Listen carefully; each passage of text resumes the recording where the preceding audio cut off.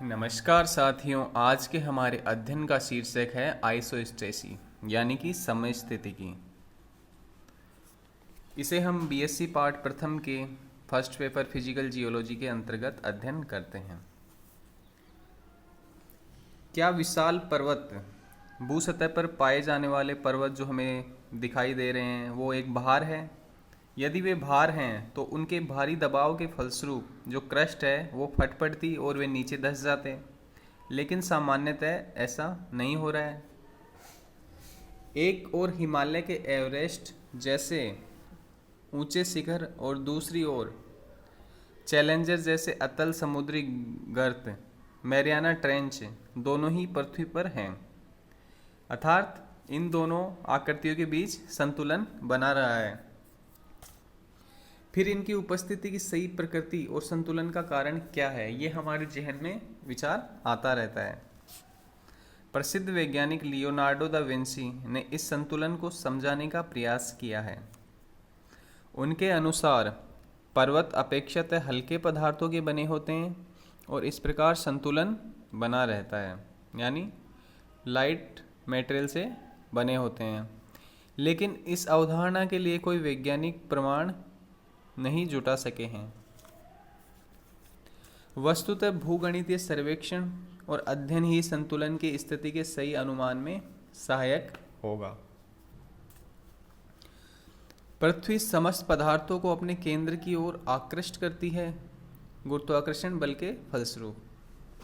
इस आकर्षण और पृथ्वी के घूर्णन के कारण एक गुरुत्व बल निर्मित होता है। पृथ्वी की दीर्घवर्ती आकृति के कारण अक्षांश के साथ उसके गुरुत्वमान में भी परिवर्तन होता है। इसी का मापन भूगणितीय सर्वेक्षण का उद्देश्य है। सन 1749 में पियरे बर्गर पेरू में एंडीज क्षेत्र में भूगणितीय सर्वेक्षण के उपरांत इस निष्कर्ष पर पहुंचे कि लोलक को एंडीज की ओर जितना आकृष्ट होना चाहिए उतना वह उधर विक्षेपित नहीं हुआ। इस तथ्य को बोस्कोविच ने भी समझाने का प्रयास किया। इसके अनुसार पर्वत गहराई में ताप के कारण हुए प्रसार के परिणाम है। प्रसार के कारण प्रकृति का पदार्थ पर्वत में ऊपर उठ गया पर्वत के रूप में। गहराई पर पदार्थ और कहीं से नहीं आता। अंततः पर्वतों के भीतर खाली स्थान द्वारा उठी हुई मात्रा का संतुलन हो जाता है, ये उनका मानना है। भूगणितीय सर्वेक्षण के समय हिमालय के दक्षिण में दिल्ली के निकट स्थित कलियाना और उससे 603 किलोमीटर दक्षिण में स्थित कल्याणपुर का खगोलीय विधि से ज्ञात अक्षांशीय अंतर 5 डिग्री 23 मिनट 37.6 सेकंड है। लगभग एक शताब्दी पश्चात 1854 में हिमालय के दक्षिण में भूगणितीय अध्ययन करने पर एवरेस्ट, जे प्राट एवं जीबी एरी ने पर्वतों के संतुलन को व्यवस्थित ढंग से समझाने का प्रयास किया है। लेकिन सर्वेक्षण से यह अंतर केवल 5 डिग्री 23 मिनट 42 सेकंड ही आता है।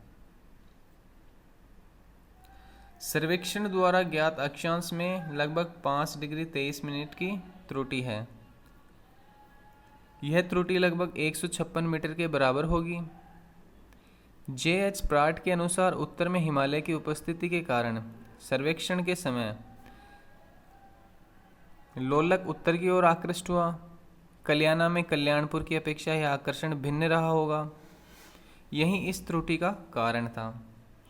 यह मानकर कि हिमालय पर्वत तथा आसपास के क्षेत्र का औसत घनत्व एक समान है, उसको आकर्षण में ध्यान रखें और इन अक्षांशों का पुनः आकलन किया गया। अब यह अंतर 15.8 सेकंड आया, अर्थात निर्धारित त्रुटि 5.23 सेकंड की लगभग एक तिहाई है। प्राट के अनुसार त्रुटि की कमी का कारण हिमालय के क्षैतिज आकर्षण के 2/3 भाग का हिमालय के नीचे मात्रा की कमी द्वारा संतुलन है।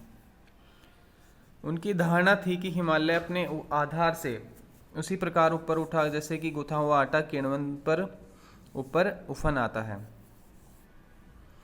उफान की ऊंचाई के साथ उसका घनत्व भी घटता जाता है।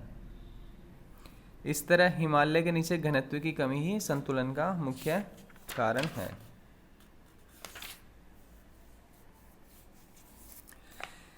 इसी प्रकार ब्रिटिश खगोल शास्त्री जीबी एरी ने 1855 में संतुलन के संदर्भ में एक अन्य सिद्धांत प्रतिपादित किया।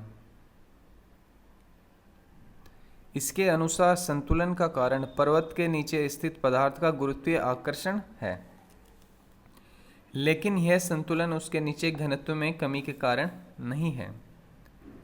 वस्तुतः हिमालय पानी में तैरते हुए लकड़ी के टुकड़े के समान है। जिस प्रकार यदि लकड़ी के टुकड़े का एक भाग पानी के ऊपर है तो उसका कुछ भाग पानी की सतह के नीचे भी होगा। उसी प्रकार हिमालय पर्वत के नीचे बेसाल्ट पर तैरता एक स्थल खंड है। हिमालय का निचला भाग पर्वत के अधस्थ बेसाल्ट में डूबा हुआ है। पर्वत का नीचे की ओर जड़ की भांति गया हुआ यह भाग ही संतुलन का मुख्य कारण है। इस धारणा को पर्वतों का जड़ सिद्धांत भी कहते हैं।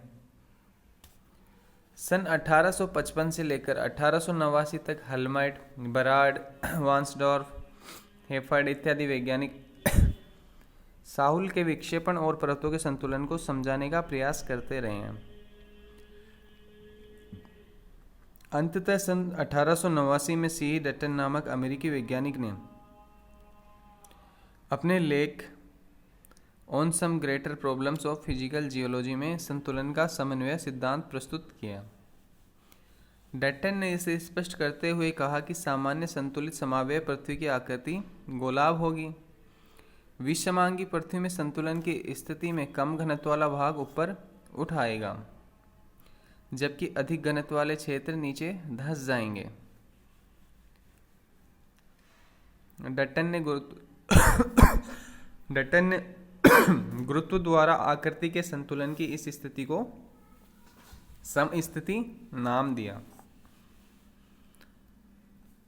संतुलन को समझने के लिए विभिन्न समस्थितिक प्रणालियां हैं, लेकिन भूभौतिकी एवं भूगणितीय अध्ययनों में प्रमुखतः प्राट, हेफर्ड, एरी, हैस्केनन एवं वेनिंग मैंज की प्रणालियों का ही उपयोग किया जाता है।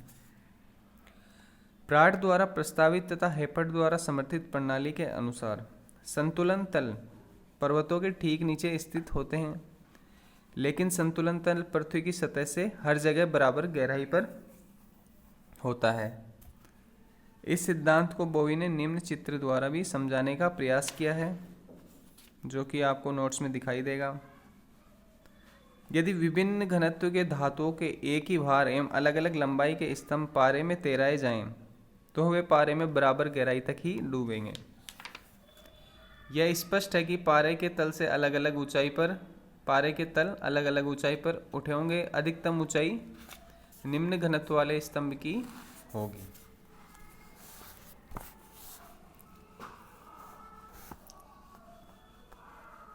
इसमें जो अलग अलग स्तंभ लिए गए हैं उसमें चांदी, जस्ता, पायराइट, एंटीमनी, लोहा, निकल, तांबा, सीसा आदि का उपयोग किया गया है।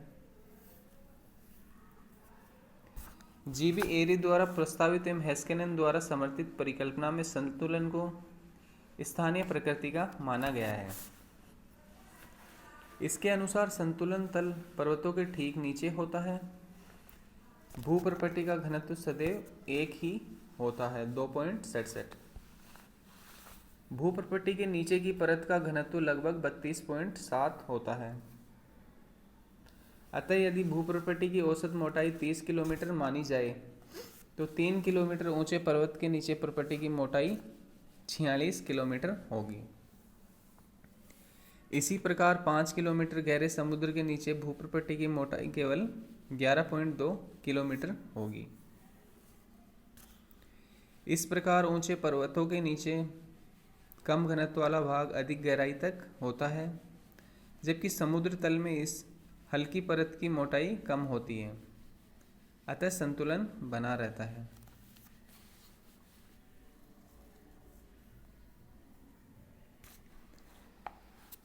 C.E. Dutton in 1889 suggested that a gravitational balance exists between the elevated mass, example continents and ocean basins of the earth crust. It is believed that the lithosphere floats on the top of the partial molten substratum, जिसे हम asthenosphere कहते हैं. Mountains stand high because they are composed of rocks of low density, and ocean basins are low because they are made up of rocks of higher density. This gravitational balance of the floating lithosphere is called isostasy. ये इसकी साधारण परिभाषा है. In the isostatic adjustment, many vertical movements of the crystal blocks takes place. अब इसमें zone of compensation देखेंगे. At depths between 96 and 200 kilometers below the surface, the rocks exist in the plastic state.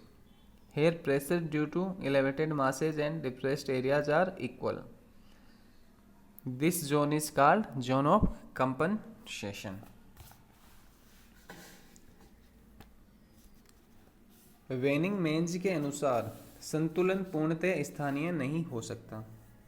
वस्तुतः हवाई द्वीप जैसी हर छोटी मोटी सतही अनियमितताएं संतुलित नहीं होंगी.